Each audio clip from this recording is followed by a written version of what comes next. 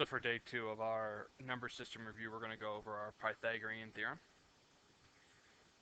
So the Pythagorean theorem involves right triangles. The parts of our right triangle, these two sides that are connected to our right angle are known as legs,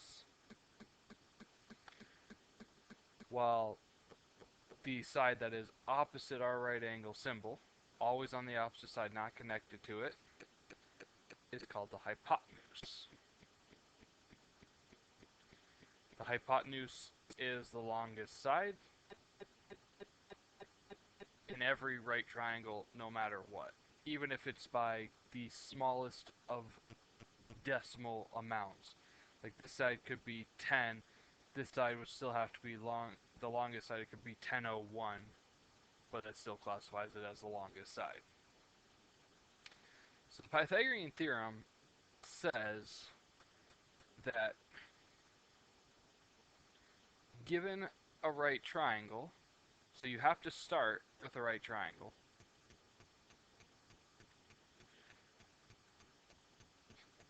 the side lengths follow this relation. A squared, I should use lowercase a actually, not uppercase a. A squared plus b squared equals c squared. So as long as you have a right triangle to start, the side lengths will follow this pattern. So you have your right triangle. Only one side length matters. So you notice how A and B are on the same side? They have to be the legs, because there's two legs, so two together. So the one that's different is the side that is different. This side has to be C. The other two sides, it truly doesn't matter which one's A or B. I usually just go from left to right, A to B. So if I had a backwards right triangle like this, this side's still C opposite our right angle. I would then say this one's A, this one's B, but these two can be interchanged as much as we want. So because of this relation, that helps us find missing lengths of our triangles. So say I've got this right triangle. I know this side's 7, this side's 9, but I'm unsure what this side length is. First thing, you always write down your Pythagorean theorem, no matter what. I don't care how good you think you are with the Pythagorean theorem, write it down because it will save you any simple mistakes, and I know I make very many of them because I'm not a very good mental thinker for math. So 7 and 9 here are our leg values. Doesn't matter which one we say is A or B, I'm going to label them this way. We plug them into the formula, so we're going to have 7 squared plus 9 squared. And we know this side has to be C because it is opposite our right angle. And we don't know what it is, so it just stays C squared. 7 squared, so 7 times 7 gives us 49. 9 squared, that's 81, equal to C squared. Add these two together, that gives us 130 equals C squared. We may think we're done because it looks like the end of our problem, but we do not want C squared, we want C. So the opposite of squaring a number is square rooting a number, so we're going to square root both sides. C squared square rooted, these two things end up canceling each other out, leaving us just C. On the other side, we're going to estimate to one decimal point, so I'm going to grab my calculator. I'm going to take 130 and I'm going to square root it. Once I find the square root symbol on my calculator here. I don't know if I have one.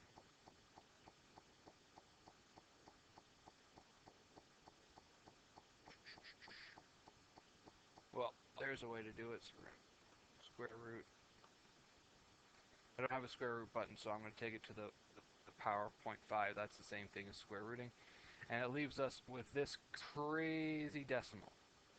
We want to round it to one decimal place. So these are the numbers we want to see. So we're going to look at the 0 right next to it. This 0. Does this 0 force the 4 to become a 5, or does it stay a 4? In this case, it stays a 4. So we have 11.4 as our answer. Let's try it again. Let's say this side's 12, this side's 10. So what we don't know is this side. First thing we always write down is our Pythagorean Theorem.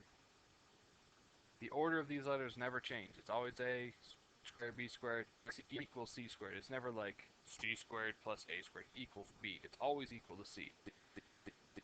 When we look at this, it appears that we actually know what c is. So we're actually missing one of the legs. Let's call this one a and call this one b. So we don't know what a is. But we know what b is. B is 10. C is 12. Can't square a, so we're going to leave it. 10 squared is 100. 12 squared, excuse me, is 144.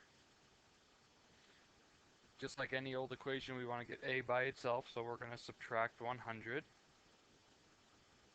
Now it says a squared equals 44. We don't want a squared, so we square root both sides. Once again, we're going to round to one decimal place. So let's clear this all out. I'm going to take 44. Again, I don't have my square root button. I don't know exactly where it is. Maybe I have to hit the, aha! I have to hit second to get it. And it's right there. So again, we're going to round to one decimal place. So looking at the 3 next to the 6, does the 3 cause the 6 to go to a 7? Or does it make it stay a 6? In this case, it makes it say a 6. So this is just 6.6. I'm going to try one last one. Move this a little bit over here.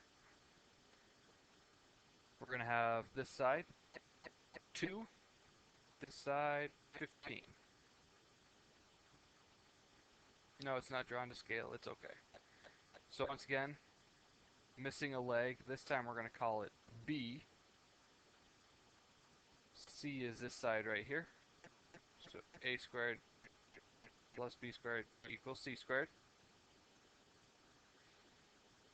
We know a is 2. Don't know b. And then c is 15. That gives us 4 plus b squared equals 225.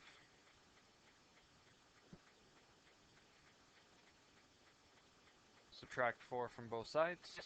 That gives us b squared equals 221. Once again, we do not want b squared, so we're going to square root both sides. That leaves us b. Again, here we go, calculator. 221 square root. So 14.8. We're going to round to one decimal place, so we look at the 6 right next to the 8. Does the 6 cause the 8 to become a 9 or make it say an 8? Because, ooh, excuse me, it is greater than 5, this 6 here, that causes the 8 to become a 9. So we have 14.9 as our answer. We can also use Pythagorean Theorem to help us find distance on a coordinate plane. So I have this diagonal line here, and I want to know how long it is. How many units long is it?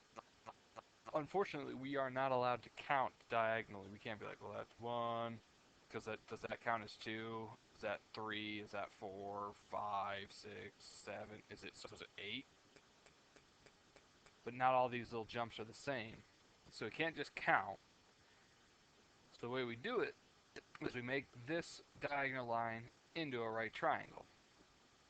We do that by drawing a line straight down from the top dot, wherever that top dot happens to be, and then a line straight across to our other dot.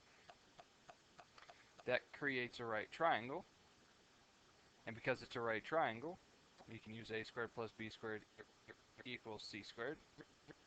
We notice that our diagonal line ends up being c. We can count vertically and horizontally because that's 1 box, 2, 3, so this is 4 boxes. This is 1, 2, 3, 4, 5, 6 boxes.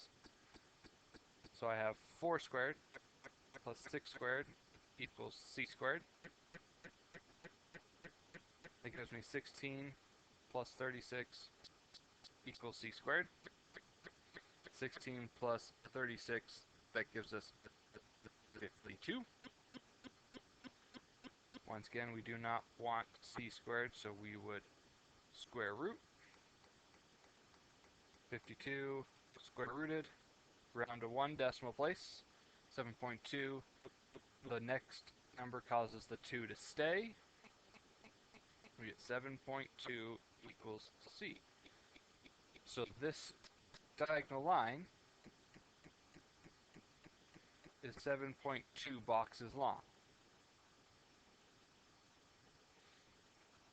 Let's try another one. Let's do this one.